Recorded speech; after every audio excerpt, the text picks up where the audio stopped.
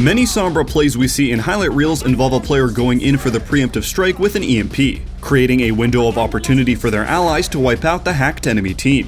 However, what's arguably even more exciting is when this ultimate is used reactively at the perfect moment. With less than 60 seconds remaining to push the payload to the yellow box of victory on King's Row, having come so far, the Fusion knew that this next fight would probably be their last.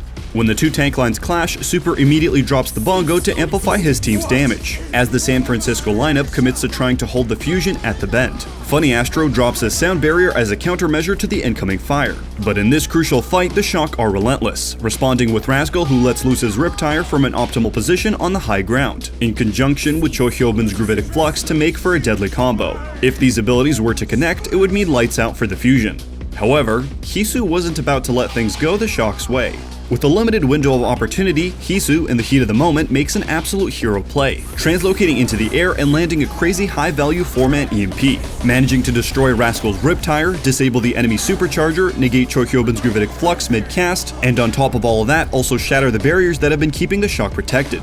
Even after experiencing such a sudden reversal, the lone saving grace for San Francisco was Moth's Batiste, who, while staying safely in the backline, was untouched by the EMP, and was able to help keep Super and Rascal alive as they retreated, by deploying his lamp and maintaining a stream of boosted heals sent through his amplification matrix. Despite regrouping and with only 20 seconds left on the clock for the attacking team, the Shock make the mistake of going on the aggressive when they probably should have held back, and are aced as their teammates fall in quick succession after walking into a barrage of projectiles boosted by Alarm's amplification matrix. Thanks to Heesu, the Fusion were able to turn the tables on the Shock with one of the most impactful EMPs in Overwatch League history, and were able to secure the map in the Series 3-0 against their San Francisco rivals.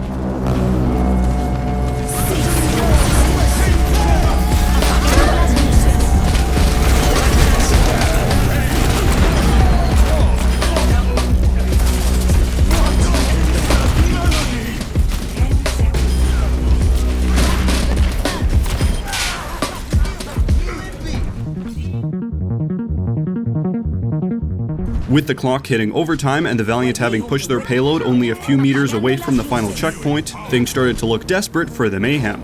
An EMP attempt only connected with McGravy's Diva with no resulting kill, followed by their Sombra being taken out shortly after, putting things into a 5v6 scenario. Taking a big risk, BQB stealthily positions on the side here for a cheeky flank, and watches as the Valiant, who are moving as a group, turn the final corner of Numbani before pulling the trigger. Shot after shot, BQB comes in clutch with a triple kill, taking out the enemy Ashe, Soldier 76, and Lastro's Ana, who is only a few percentages away from having a nano boost on hand. The Valiant, in the midst of overtime and losing half their team, quickly fall into disarray thanks to BQB's flank.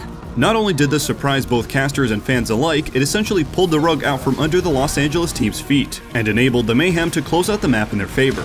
By most accounts, you would expect BQB to be spotted and either taken out or forced to retreat. But in this key moment, the combination of timing, experience, and a bit of luck came together, making one great turnaround play that crushed the Valiant's hopes for victory.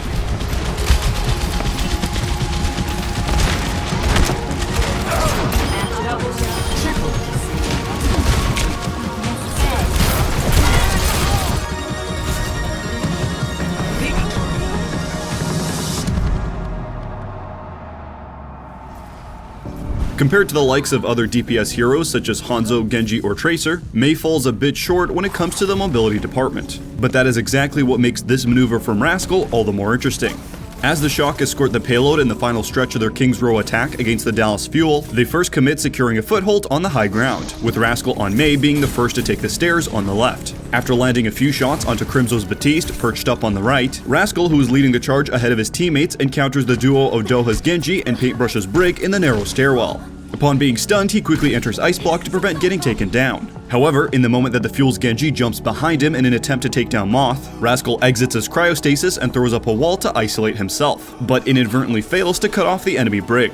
In the start of this 1v1, Rascal, who is kiting up the stairs, starts off the fight losing half his health to the onslaught of auto attacks from the enemy Brig, who is able to stay topped up thanks to her passive. Looking to prevent being frozen, Paintbrush puts up his shield and readies up to finish off Rascal, setting up for a swift shield bash as soon as the ability comes off of cooldown. Anticipating his enemy's intent, in what can only be described as the Overwatch equivalent of an Ultra Instinct moment, Rascal, who has the high ground, jumps in the air exactly when Paintbrush dashes in, and outplays what would have been a fatal shield bash by leaping over the enemy Brig.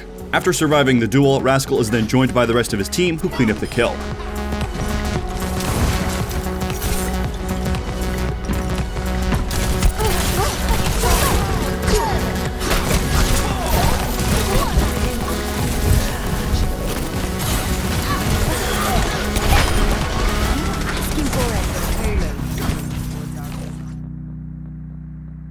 We're ending off with a familiar yet explosive play from the Gladiators on Lijiang Tower. We join the Gladiators versus Valiant on map 5 of the series, with the Glads up 1-0 on the final control point. The Gladiators are at a comfortable 55-ish%, and the Valiant are moving in for a push. Being clumped like this presents a perfect opportunity for Kevster and Birdring to send them an expedited tire. After Dreamer commits his shield, the Valiant have now set up their offensive corner. With no flankers on the opposition, there's no real reason to check behind them. Thus, they direct all attention onto OGE's barrier on top of the stairs. Kevster sees this as an opportunity to sneak a quick teleporter directly into the Valiant's backline, while Birdring initiates the tire simultaneously. Rain notices the teleporter setting up but can't do anything about it, so he dips out. Birdring proceeds to take his tire directly through the teleporter and detonates onto KSF, eliminating him whilst also breaking Dreamer's fresh barrier. This allows the Gladiators to close in and win the teamfight. This combo is especially deadly, because if you commit resources to destroying the teleporter, you still have a tire on the loose. However, if you don't kill the teleporter fast enough, the enemy Junkrat has a key to the back door of your team.